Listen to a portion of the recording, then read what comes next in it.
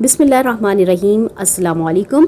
इस वीडियो में हम जानेंगे कि वज़ू किन चीज़ों से टूट जाता है। अक्सर लोगों को इसमें परेशानी होती है और बड़े मिसकॉन्सेप्शन का वो शिकार होते हैं कि क्या सितर देखने से, जैसे कपड़े चेंज किए या बच्चे का डायपर चेंज किया, यूं ही इंजेक्शन लगवाया, मेडिकल ट्रीटमेंट या टेस्ट करवाए तो क्या वज़ू टूट गया। यूं ही हम बावज़ू थे और टीवी देख लिया, बदनिगाही हो गई, आईना देख लिया या नमाज के इंतज़ार में ऊँघ आ गई तो क्या वज़ू कायम है या नहीं। आइए इन जवाबात को हासिल करने के लिए हम एक उसूल सीखते हैं जिससे आप बखूबी जान सकते हैं कि किन चीज़ों से वज़ू टूट जाएगा।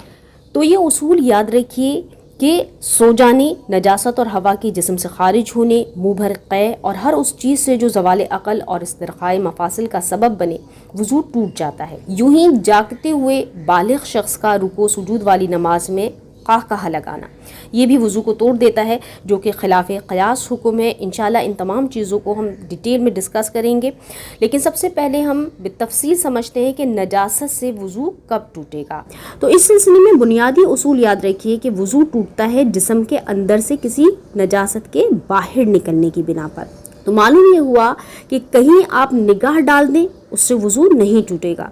चुनाचा आईना देखा या टीवी या सितर देख लिया, बच्चे का डायपर चेंज किया, कपड़े चेंज किए, तो इससे वज़ू नहीं जाएगा कि नजासत खारिज ही नहीं हुई। इसी तरह ये भी याद रखिएगा कि ये नजासतें जो जिस्म से खारिज होती हैं, तो इसमें अल्लाह तबारक व तआला ने जिस्म इंसानी में ऐसा निज़ाम बनाया है जहाँ से आदतन गंदगियाँ खारिज होती हैं, जैसे पेशाब, फुजला वगैरह।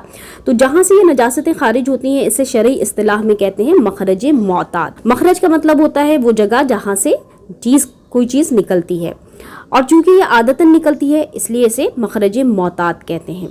तो मखरज मोताद से जो भी चीज़ निकलेगी, चाहे थोड़ी सी मिकदार में ही क्यों ना हो या फ़कत ज़ाहिर ही हुई हो, ये वज़ू तोड़ देगी, सिवाय लिकोरिया के कि ये पाक भी है, बदन या कपड़ों पर लग जाए तो वो नापाक नहीं होंगे। लेकिन इससे वज़ू टूटने में फ़ुक़हा का इख्तिलाफ़ है कि कुछ के नज़दीक इससे वज़ू टूट जाता है और बाज़ के नज़दीक इससे वज़ू नहीं टूटता। लेकिन एहतियातन हमें वज़ू कर लेना चाहिए इख्तिलाफ़ उलमाए किराम से निकलने के लिए। और वैसे भी ये इबादात के मामलात हैं, तो अच्छा है कि हमारी इबादात इस तरह अदा हों कि कोई भी नुक्स उसमें बाकी ना रहे।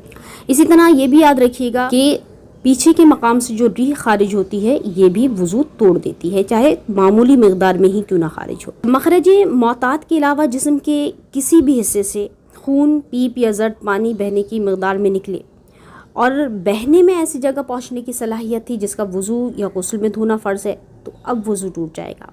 चुनांचे अगर खून या पीप वगैरह थोड़ा सा निकला है कि ज़ाहिर हुआ है, तो ये वज़ू नहीं तोड़ेगा और ना ही ये नापाक है जब तक कि ये इतनी मिकदार में ना निकले जिसमें बहने की सलाहियत हो। जैसे कि इसको मिसाल से समझते हैं कि चेहरे पर दाना था, वो दाना फट गया, उससे खून या पीप ज़ाहिर हुआ, तो वज़ू नहीं टूटेगा। क्यों? क्योंकि ये बहने की मिकदार में नहीं निकला। अब इसी तरह ये नापाक भी नहीं है। अब आपका हाथ लगा और हाथ लगने की वजह से वो चेहरे पर फैल गया, तो ये बहना नहीं कहलाएगा, बल्कि ये हाथ लगने से पहला है, अपनी कुव्वत से नहीं बहा, तो ये पाक भी है, वज़ू भी नहीं तोड़ेगा। हाँ, अगर बहने की मिकदार में निकलता तो ये नापाक भी था, वज़ू भी तोड़ देता। यूँ ही अगर बहने की मिकदार में निकला मगर बहकर ऐसी जगह नहीं पहुँचा जिसका वज़ू या गुस्ल में धोना फ़र्ज़ है, जैसे आँख के अंदर ये ढेले का, इसी तरह कान के अंदर का धोना वज़ू में फ़र्ज़ नहीं है, ना ही गुस्ल में फ़र्ज़ है। चुनांचे कान के अंदर खून या पीप निकल कर बही, बाहर नहीं निकली, तो ये वज़ू नहीं तोड़ेगी।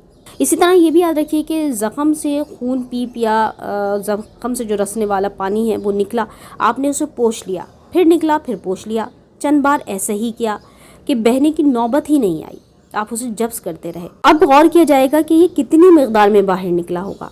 अगर ये इतनी मिकदार में बाहर निकला है कि हम ना पोंछते, छोड़ देते, तो क्या ये बह जाता? अगर दिल गवाही दे कि हाँ ये इतनी मिकदार में निकला है, तो इससे वज़ू टूट जाएगा, वरना ये वज़ू नहीं टूटेगा। और यूं ही अगर आपने पाउडर डालकर, मिट्टी डालकर, राख डालकर कोई चीज़ ऐसी डाली जिसमें ये खून जब्स होता रहा और बहने की नौबत नहीं आई, तो उसमें भी हम इसकी मिकदार देखेंगे और गौर करेंगे। अगर दिल गवाही दे कि हाँ इतनी मिकदार में खून निकला है कि अगर ना रोका जाता इस पाउडर को डाल के, इस राख को डालकर, तो ये बह जाता, तो इस सूरत में भी वज़ू टूट जाएगा। यूं ही मुंह से खून निकला, अगर थूक पर गालिब है तो वज़ू टूट जाएगा, वरना नहीं। اب یہ کس طرح آئیڈینٹیفائی کیا جائے کہ تھوک غالب ہے یا خون غالب ہے؟ تو فقہاء کرام اس سلسلے میں رہنمائی فرماتے ہیں کہ آپ تھوک کے رنگ کو دیکھیں گی. اگر تھوک کا رنگ سرخ ہے تو اس کا مطلب ہے کہ خون غالب ہے، اس کی کوانٹٹی زیادہ ہے، لہٰذا یہ تھوک ناپاک بھی ہے اور وضو بھی توڑ دے گا. اور اگر تھوک کا رنگ زرد ہے تو اس کا مطلب یہ ہے کہ تھوک کی کوانٹٹی زیادہ ہے، خون کی کم ہے، لہٰذا یہ پاک بھی ہے اور وضو نہیں توڑے گا. چنانچہ منہ سے خون نکلا، تھوک پر غالب آ گیا، تھوک سرخ ہو گیا، اور اسی حالت میں آپ نے گلاس سے منہ لگا کر کلی کے لیے پانی لیا تو یہ گلاس بھی اور کل پانی جو گلاس میں موجود ہے یہ نجس ہو جائے گا. تو اس صورتحال میں احتیاط کے ساتھ کلی کیجیے چلو میں پانی لے کر، اور اس بات کا بھی خیال رکھیے کہ چھینٹے جو ہیں یہ کپڑوں پر نہ پڑیں کیونکہ یہ ناپاک ہے. اسی طرح انجیکشن لگوانے سے، یوں ہی ڈرپ چڑھوانے سے وضو نہیں ٹوٹے گا جب تک کہ بہنے کی مقدار میں خون نہ نکلے. جیسے کہ جب آپ ڈرپ لگواتے ہیں تو آخر میں جیسی ڈرپ ختم ہوتی ہے نلکی میں خون آ جاتا ہے، اگر یہ بہنے کی مقدار میں آ گیا وضو توڑ دے گا، اور اس کے آنے سے پہلے ہی اگر نکال دیا گیا تو وضو نہیں جائے گا. اسی طرح جب بلڈ ٹیسٹ کروایا جاتا ہے اس کے لیے سرنج بھر کر جو خون نکالا جاتا ہے تو چونکہ یہ بہنے کی مقدار میں ہوتا ہے وضو توڑ دیتا ہے. اسی طرح آنکھ کی بیماری جیسے آشوب چشم وغیرہ ہے، اس کی بنا پر جو آنسو یا پانی نکل کر بہے گا وہ ناپاک بھی ہے اور وضو بھی توڑ دے گا. لیکن اکثر لوگ جو ہیں اس سے ناواقف ہوتے ہیں اور اپنی سلیو سے، اپنے دوپٹے، دامن وغیرہ سے وہ آنسو پوچھ رہے ہوتے ہیں، تو یہ ناپاک پانی ہے، کپڑوں پر لگے گا اسے بھی ناپاک کر دے گا. لہٰذا اس میں احتیاط کرنی چاہیے. اسی طرح اگر جسم پہ کے کسی حصے پر چھالا ہے، پھڑیا ہے، کوئی زخم یا ناسور ہے، اس میں سے پانی نکل کر بہا تو یہ وضو توڑ دے گا. اگر بہنے کی مقدار میں نہیں نکلتا تو وضو نہیں توڑے گا. خلاصہ یہ ہے کہ مخرج معتاد سے نجاست جیسے ہی ظاہر ہوگی وضو توڑ دے گی. اس کے علاوہ جسم کے جس بھی حصے سے نجاست نکلے گی تو اس کی مقدار دیکھی جائے گی. اگر بہنے کی مقدار ہے اور اس بہنے میں ایسی جگہ پہنچنے کی صلاحیت ہے کہ جس کا وضو یا غسل میں دھونا فرض ہے تو وضو ٹوٹ جائے گا، ورنہ نہیں ٹوٹے گا. یوں ہی منہ بھر قے یہ بھی وضو توڑ دیتی ہے اور ناپاک بھی ہے. اور منہ بھر سے مراد یہ ہے کہ اتنی پریشر سے قے ہو کہ انسان بہت کوشش سے روکے تو روکے ورنہ روک نہ سکتا ہو. یہ اچانک تیزی سے اور زیادہ مقدار میں آتی ہے، لہٰذا آپ نے پانی پیا اور وہ معدے میں اتر گیا، پھر وہی صاف و شفاف پانی قے میں آ گیا. اگر یہ منہ بھر ہے تو وضو بھی ٹوٹ دے گا، ناپاک بھی ہے. اس سے کم ہے تو ناپاک بھی نہیں ہے اور وضو بھی نہیں جائے گا.